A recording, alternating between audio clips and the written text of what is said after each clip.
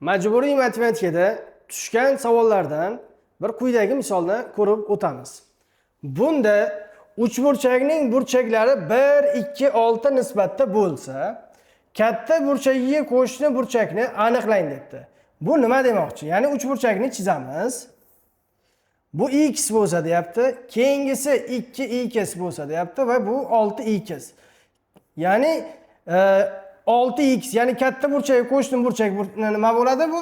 Mana bu yerdagi burchakni, tashqi burchakni so'rayotgan bo'ladi. Ya'ni y deymiz. Shu burchakni so'rayapti.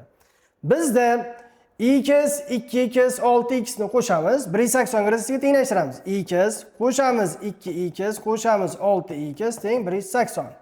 Xo'p, bu 9x barobar 180, x barobar nima ekan? 20 gradus.